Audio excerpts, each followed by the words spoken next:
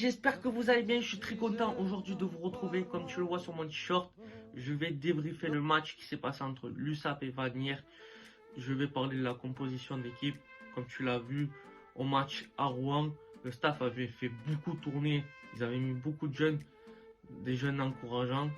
Et là, ils ont mis les titulaires, une équipe au complet. C'est normal, il fallait qu'on gagne. Ça a été fait de belle manière. On a vu une paire de centres, Jean-Remo de la Fuente avec Tomopo. Et on a vu le replacement à l'arrière de Mathieu Acebes. C'était plutôt étonnant, mais c'est un choix compréhensif, je pense, pour faire reposer les deux arrières titulaires.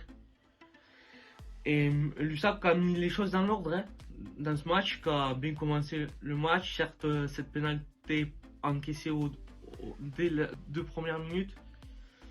Dès la 5e minute, Tomopo qui intercepte ce ballon, qui fait la passe à Jean-Remo de la Fuente, qui marque. On va remarquer par cet essai par une belle attaque menée par les 3/4 de l'USAP et cet essai de Jean-Bernard Pujol. Après cet essai, on a vu un peu de relâchement. Ça a suffi à cette équipe vantaise pour nous planter un essai. Fin de première mi-temps, on a vu l'USAP, son habitude, ne jamais être inquiété, et ne jamais se poser de questions, à remettre la main sur le ballon, à accélérer pour faire un beau départ côté fermé de Mamer Malou pour retrouver son 3/4 centre Jean-Remo de la Fuente. À la mi-temps, il y avait à 10 pour l'USAP. On a retrouvé une équipe de l'USAP avec un peu plus de relâchement, j'ai pensé, parce que prend un essai d'entrée de seconde mi-temps par cette équipe bantaise. Après cet essai, on n'a pas joué, on a joué un peu à la baballe, on a fait des fautes de main, des petites fautes et tout. Mais on a remarqué en fin de seconde mi-temps, les remplaçants ont fait du bien. Carl Chateau, Alain Brazo ont fait du bien quand ils sont rentrés. Finnois, ils ont apporté de la fraîcheur et ça a fait du bien. Mais on n'a jamais senti USAP inquiété dans ce match. On a marqué à la Oyonnax, donc il faut attendre. Mais je vais dire ce que j'ai pensé de la saison de l'USAP. Mais tout d'abord, l'USAP cette saison a su gagner ses matchs, que ce soit à la maison ou à l'extérieur.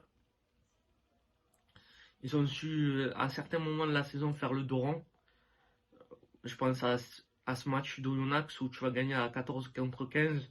Je pense à ce match de voire plus meilleur que 2018. On a vu des joueurs éclairés, hein. On a vu des joueurs sortir du centre de formation et éclairés, comme Marvin Jaminet, Arban Roussel, Pierre Reynaud, Sacha Lutrian. Je les félicite encore. Et de toute façon, pour être champion de France de Pro D2, il va falloir battre tout le monde. Et on a un beau effectif pour le top 14.